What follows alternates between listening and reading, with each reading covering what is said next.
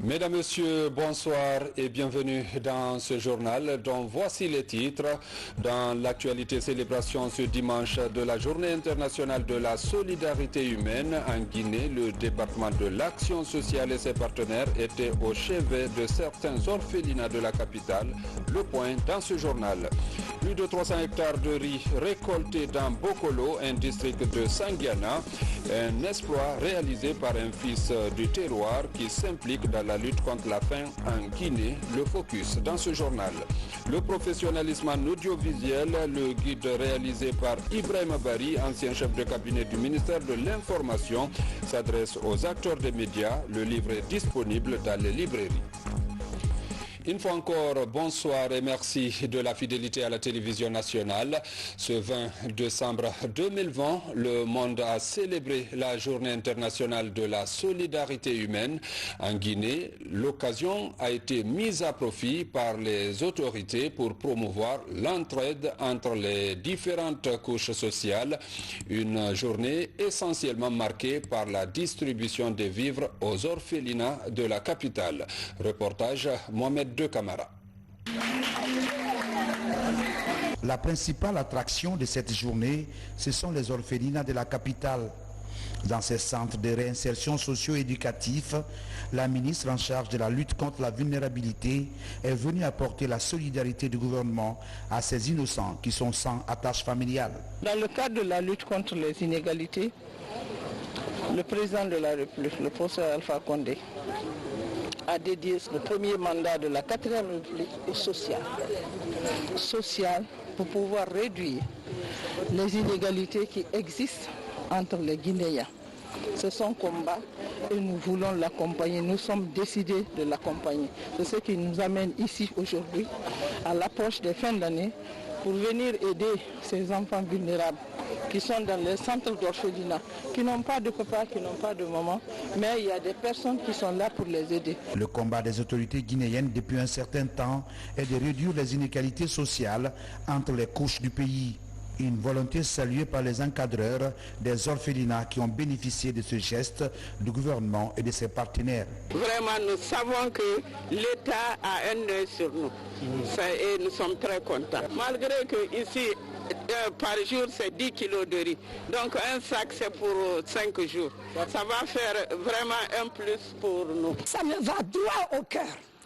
Je suis la maman de tous les petits-enfants des héritiers de Guinée. J'ai un cœur comme ça pour recevoir tous ces gens-là. Que le Seigneur vous aide, qu'il continue à vous aider tous les jours, que Dieu le fasse. Ce que vous avez fait aujourd'hui, c'est beaucoup pour nous. Cette caravane dénommée « Donnons du sourire aux enfants qui sont dans le besoin » vient à point nommé. Ce don de vivre et de non-vivre va permettre aux encadreurs et les enfants orphelins de passer des fêtes de fin d'année agréables. Et dans le cadre de la protection des droits des enfants, l'heure est à l'évaluation du niveau d'exécution des recommandations adressées à la Guinée par les Nations Unies depuis 2019. Des acteurs à travers une coalition d'ONG viennent d'établir un bilan. Il tient compte des activités réalisées au cours de cette année. Le compte-rendu avec Mohamed Seyarsouma.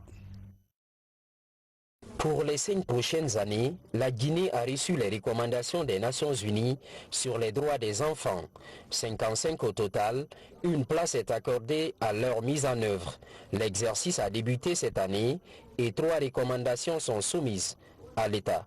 Le comité exhorte l'État guinéen à prendre des mesures actives pour mettre fin aux mutilations génitales féminines et au mariage d'enfants, de mettre en place un service d'assistance téléphonique gratuit, 24 heures sur 24, 7 jours sur 7, de renforcer davantage la réalisation des droits de l'enfant, de ratifier le protocole facultatif à la convention prévoyant une procédure de communication. En réponse à ces recommandations, l'État se montre réactif par la réalisation des structures d'accueil pour les enfants. Au-delà de cet appui, l'accompagnement des acteurs de terrain est au cœur des échanges. De mettre les moyens à la disposition des ONG pourvu qu'ils puissent faire exécuter ces recommandations en vigueur. Parce que déjà l'État a mis les moyens d'abord pour la construction des centres de réinsertion des enfants de rue, jusqu'à Ataya, bientôt, ça va venir, bientôt on va finir ça. Et puis là, l'État va suivre les restes des activités sur place, sur le terrain. Les défenseurs des droits des enfants sont dans l'espoir. Pour le moment, leur intervention est limitée. On mène des activités de sensibilisation, exemple les jeunes filles sur la santé sexuelle et reproductive. On sensibilise aussi les parents sur l'importance à ce que les filles soient scolarisées, les jeunes filles spécifiquement, mais en général les enfants. Le bilan présenté ne concerne que cette année, un exercice à mi-parcours pour jauger la mise en œuvre des recommandations du Comité des Nations Unies sur les droits des enfants. Dans l'actualité encore, fini les travaux de la journée de la semaine de l'industrialisation de l'Afrique. En Guinée, le programme Pays travaille d'arrache-pied afin de préparer les entreprises locales à la concurrence à l'échelle régionale et continentale. Reportage Abdul Karim Kamara. Le chemin d'une forte compétitivité industrielle et commerciale connaît encore des obstacles en Guinée. Ces dernières années, le climat des affaires s'est amélioré, mais la question d'infrastructures de qualité reste une préoccupation, chez les PME notamment. Avec l'entrée en vigueur de la zone de libre-échange continentale africaine en 2021, le pays jette les bases d'une économie robuste. Ce souci de compétitivité à l'échelle continentale est l'une des 5 composantes assorties du programme Pays piloté par l'ONUDI. Il a beaucoup fait référence à la ZLECAf. Il était pour nous primordial que la Guinée soit préparée pour pouvoir accéder à ce marché, disons, qui sera le plus grand marché mondial pour les pays africains et pour notre pays. En la matière, le programme Pays nourrit l'ambition de doter la Guinée d'un outil d'orientation dont la volonté est déjà exprimée dans le PNDS. Une politique qui a pour objectif la transformation structurelle de l'économie guinéenne en faveur d'un tissu industriel compétitif. L'occasion a été mise à profit pour définir vraiment, comme vous l'avez dit, les actions prioritaires. C'est contraint déjà, comme je l'ai dit, depuis la formulation du projet et nous y veillons régulièrement avec le mécanisme de suivi et évaluation. Nous, notre plan sera simple, c'est un plan de partage, un plan d'échange, un plan de centralisation, afin que tout ce qui sera mobilisé soit quand même dans le sens des différents appuis qui ont été quand même élucidés au niveau du programme Pays. Les résultats obtenus des travaux seront soumis à l'approbation des différents départements sectoriels. L'objectif principal recherché est l'accès au marché des produits présentant des avantages comparatifs réels pour la Guinée en matière de commerce. Développement toujours, la modernisation de l'administration se poursuit. Le programme intègre le renforcement des capacités des acteurs. 60 cadres venus des régions de Farana, Mamoung et Boké viennent de boucler une formation sur la décentralisation et le développement. Le point avec Mamadou Patebalde. Les acteurs de développement à la base des régions de Mamou, Farana, Kindia et de Boké étaient à l'école du centre de formation des cadres et élus de Sérédou. Réunis à l'ENATEP de Mamou, ils étaient venus pour bénéficier de nouvelles connaissances en matière de décentralisation et de développement local. Il faut que nous, les cadres, au niveau, n'est-ce pas, du sommet, et même, n'est-ce pas, le pouvoir local, acceptent, associer, n'est-ce pas, les collectivités, je veux parler de la population à la base, à la prise de décision. Financés par l'ANAFIC à travers la Banque mondiale, ces cadres ont eu 3 jours de débats fructueux et d'échanges d'expériences sur des questions liées aux enjeux de la décentralisation et le développement local. Le thème développé actuellement, c'est la décentralisation et le développement local. Vous savez qu'on a des acteurs qui sont soumis aux activités au niveau local. On est en train d'organiser une formation des formateurs qui sera démultipliée au niveau local. La remise à niveau de ces cadres des structures chargées d'accompagner nos collectivités constitue une priorité pour le ministère en charge de l'administration du territoire et de la décentralisation et ses partenaires en vue d'impulser un véritable développement à la base. Et ça permet d'ajouter un plus aussi à notre façon de faire et de se comporter vis-à-vis, n'est-ce pas, des services décentralisés, mais aussi ça permet aussi à nous, les services déconcentrés, de maîtriser davantage les principes généraux de l'administration et son bon fonctionnement. J'ai vu certains cadres de services déconcentrés qui se disent que ça n'a fait que trop retarder le fait de les amener, de les former sur les différents principes qui régissent le fonctionnement d'une administration décentralisée. L'ANAFIC, qui est déjà satisfaite des progrès accomplis durant l'année écoulée en matière de formation des cadres et élus, s'est engagée également à appuyer le centre de Sérédou pour la période 2021-2022 dans le cadre du transfert effectif des compétences dévolues aux collectivités locales du pays.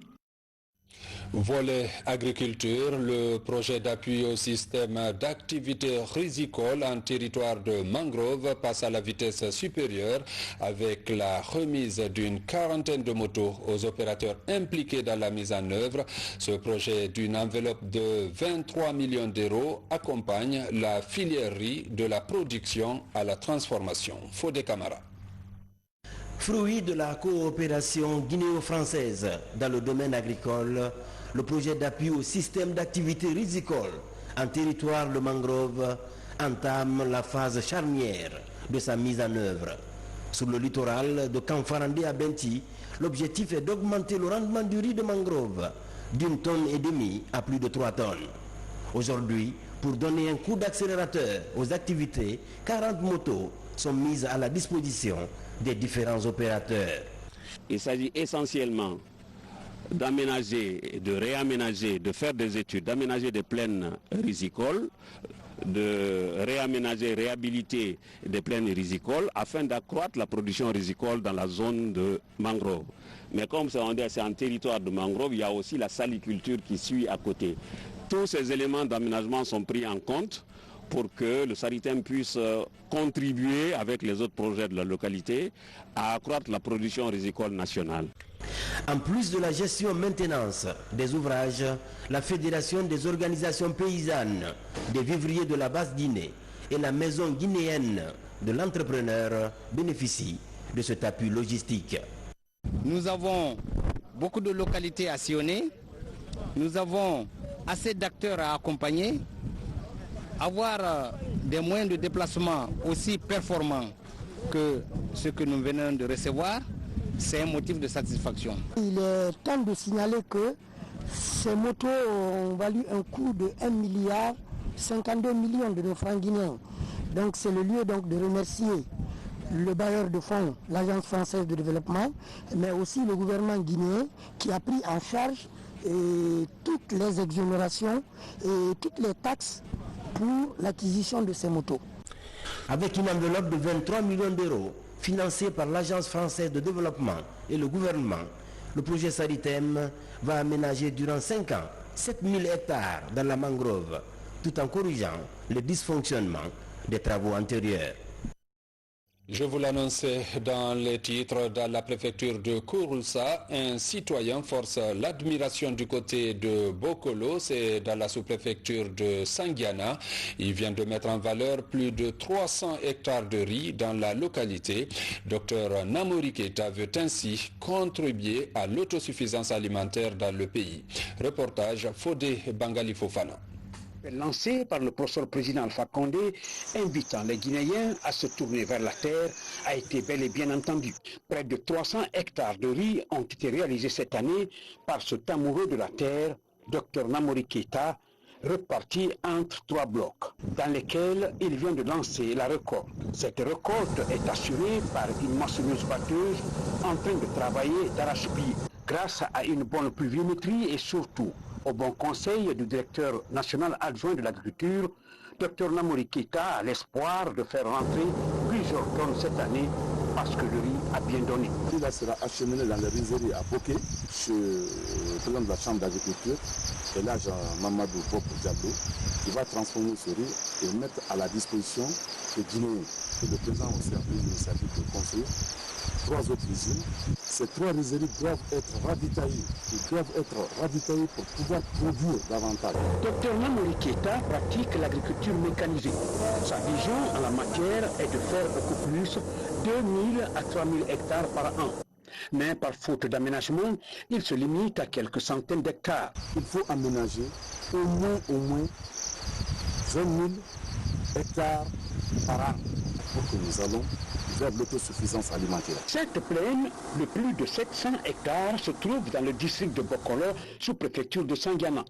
Un district reconnu être une zone agricole par excellence à cause de ses nombreuses plaines rizicultivables. La terre est le trésor qui ne trompe pas, affirme le préfet de Kouroussa, venu lancer cette opération de récolte des champs de Dr Namori Keita. Au terme de cette récolte qui vient d'être lancée, Dr Namori Keita compte obtenir 35 tonnes de riz cette année contre 25 tonnes l'année dernière.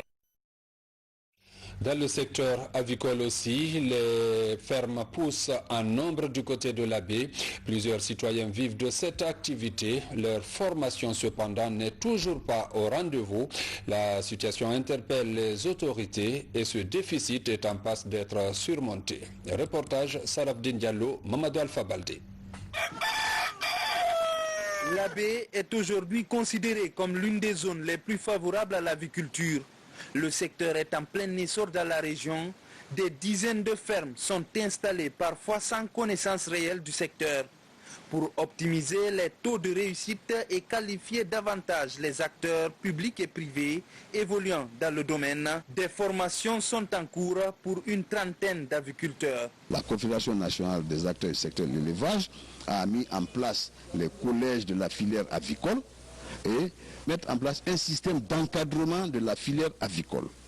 Et pour mettre en place un système d'encadrement, il faut commencer d'abord par mettre à niveau les agents que l'on va utiliser comme encadreurs. Cette formation apportera non seulement aux techniciens, mais aussi aux fermiers qui vont encadrer un changement de comportement.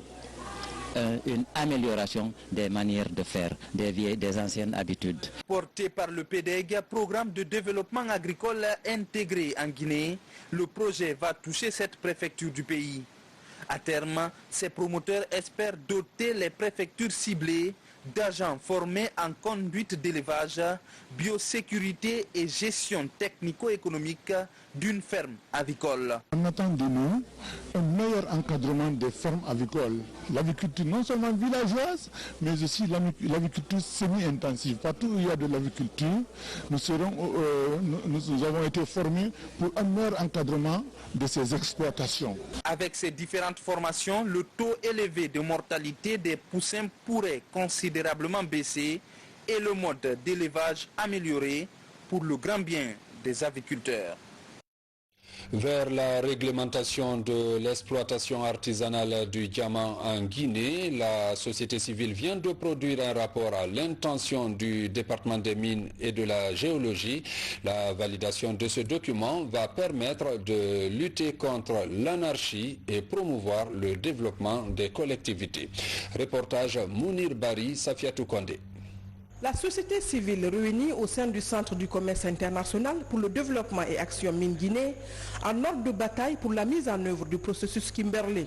Il s'agit tout d'abord d'harmoniser les textes réglementaires relatifs aux redevances et taxes avec le Code des collectivités locales, mais aussi renforcer la résilience des communautés face à la baisse de la production du diamant dans le pays. Nous avons présenté à l'opinion publique les conclusions d'un rapport d'études que nous avons mené sur l'exploitation artisanale de diamant. Et ce rapport nous a permis de constater un certain nombre de faiblesses au niveau du cadre juridique et institutionnel réglementant le secteur artisanal de diamant. Et nous avons fait des recommandations au ministère des Mines, à qui déjà nous avons transmis ces documents, pour permettre à l'État d'engranger plus de revenus, permettre aux exploitants d'avoir plus de revenus aussi. Pour réglementer le secteur de l'exploitation artisanale du diamant, les recommandations sont formulées au ministère du tutelle.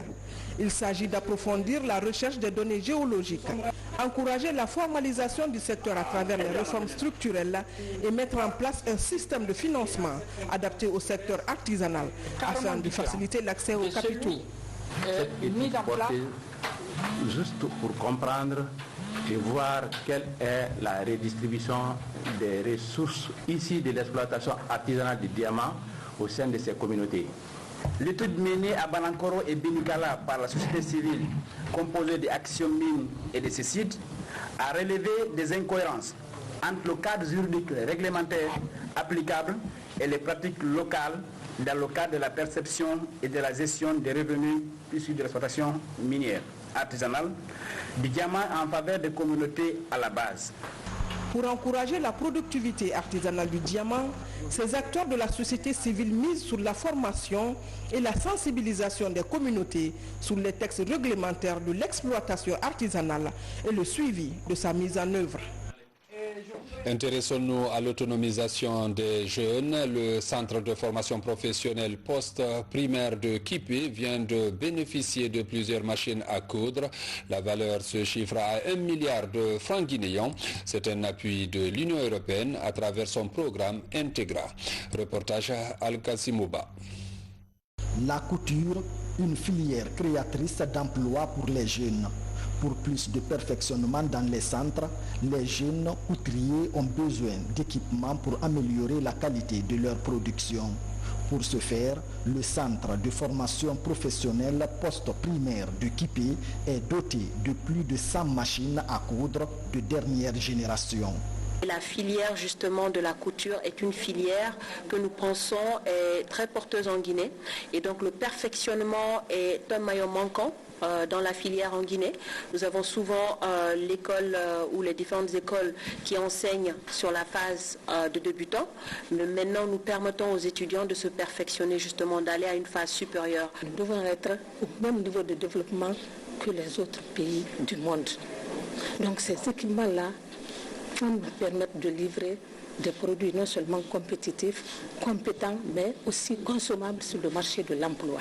D'une valeur de plus d'1 milliard de francs guinéens, ces équipements sont octroyés par l'Union européenne à travers le programme Integra ITC. Ces nouvelles machines modernes de toutes sortes pourraient permettre aux bénéficiaires d'améliorer la pratique de leur métier. Ajouter un équipement à la formation technique professionnelle est toujours une manière d'améliorer nos méthodes et nos travaux que nous faisons. Nous en sommes très fiers. Pour la mise en œuvre de ce projet, un expert est déjà recruté pour la formation des jeunes de ce centre en couture moderne, en modèle hommes et femmes. Et ainsi sortir de ce centre avec un certificat d'application professionnelle en couture de haut de gamme. Formation encore, le master en santé publique de l'université Gamal Abdel Nasser de Conakry poursuit son chemin vers l'excellence. Son programme de formation vient d'être révisé et adapté aux exigences du moment. Un travail réalisé par des experts en santé publique grâce à un financement de Enabel et la Banque mondiale. Reportage Mamadou Saliouba. À l'université Gamal Abdel Nasser de Conakry, le master en santé publique est l'une des filières les plus convoitées par les jeunes diplômés en santé. Pour faire de l'institution un centre de référence, le programme de formation est soumis à l'appréciation des professionnels de santé. Il s'agit de l'améliorer et l'adapter aux besoins du moment. Il faut augmenter, n'est-ce pas, les compétences dans le domaine de la santé publique. Parce que la Guinée fait toujours appel à des ONG et à d'autres personnes qui viennent nous appuyer. Si nous formons nos gens ici, cela veut dire que la Guinée peut être à même de faire face à beaucoup de choses dans l'avenir. Après quelques années d'expérience dans le domaine, nous envisagions de réviser notre programme afin de l'améliorer, afin qu'il corresponde à ce qui se fait ailleurs dans le monde. 4 jours durant, les professionnels de santé ont analysé dans les moindres détails le programme de master en santé publique. Les débats ont abouti à un curriculum de formation plus ambitieux. Il sera soumis à l'appréciation des institutions en charge de validation des programmes de formation. Il a consisté à vérifier le contenu de ce curricula. Nous avons élaboré un curricula qui comportait principalement 4 parties. La prochaine étape, c'est la mise en œuvre de tout cela. Et c'est là aussi que nous allons faire appel à toutes les compétences. Et nous sommes conscients du fait que c'est ensemble que nous pourrons relever tous ces défis qui s'imposent à nous. En cette période de crise sanitaire, les professionnels de santé publique sont de plus en plus sollicités. La mise en œuvre de nouveaux programmes de formation devrait permettre de doter la Guinée d'un personnel qualifié en santé publique. Et puis ce nouveau guide pour les professionnels des médias, il est élaboré par Barry Ibrahima, ancien chef de cabinet au ministère de l'Information. Ce livre vient d'être dédicacé à Conakry. L'objectif est d'encourager le professionnalisme au sein des différents organes de presse en Guinée. Reportage Mikini Moussa Kamara, Kadiatou Kaba. Le professionnalisme en audiovisuel est le deuxième guide après la sortie de l'histoire de la presse guinéenne. Barry Ibrahima, ancien chef de cabinet du ministère de l'Information, en est l'auteur. Cette œuvre rappelle les méthodes de travail de la presse. Les acquises et les défis du paysage médiatique guinéen sont aussi énumérés. Avec le développement spectaculaire du numérique, les informations brutes sur les réseaux sociaux ne sont pas souvent traitées ou vérifiées. Elles laissent parfois des rumeurs ou fake news pour intoxiquer le grand public. L'écrivain invite les journalistes à la responsabilité et au sens de l'honneur avant la divulgation d'une quelconque nouvelle. C'est une œuvre qui est destinée à contribuer à la correction de certains dérapages qu'on entend dans les médias. Mais quand je dis médias, il faut voir les radios, il faut voir les télévisions, il faut voir les journaux, il faut voir les sites Internet. Parce que c'est dans ça qu'il y a distribution de l'information. Mais nous constatons qu'il y a beaucoup de dérapages. Ce n'est pas tout le monde qui les fait, mais ceux qui les font sont assez nombreux. Donc pour éviter, pour réduire ça, j'ai décidé de faire ce livre. Cet ouvrage oriente les professionnels de médias en matière de collecte, de traitement et de diffusion de l'information. Il suggère aux journalistes de se plier aux exigences de l'éthique et de la déontologie pour éviter les dérives. Nous, les journalistes, on n'est pas des juges, on n'est pas des procureurs, on n'est pas des médecins, on n'est pas des comptables, nous sommes des journalistes. Et le journaliste donne la parole aux sources d'information pour recueillir de bonnes informations et les diffuser. La protection des sources, le choix du sujet d'intérêt public, la promotion de la paix, le respect de la vie privée et des genres journalistiques sont recommandés. Ibrahima Barry demande aux journalistes de ne pas confondre l'information à la communication. La première notion est gratuite et la seconde est payante. Page noire de ce journal, Adja Koumba Diakité, ancienne ministre des Sports, ancien ambassadeur, décédé le 18 décembre ici même à Conakry, à 68 ans des suites de maladie, continue de marquer les esprits. Elle a rendu des bons et loyaux services à la République. Elle fut secrétaire générale de la jeunesse de la Révolution. Vendredi, elle a rejoint sa dernière demeure à Boké, sa ville natale, après des prières et bénédictions pour le repos de son âme. Paix à l'âme de l'illustre disparu. Mesdames, Messieurs, c'est la fin de ce journal. Merci de l'avoir suivi et bonne suite de programme sur la RTG.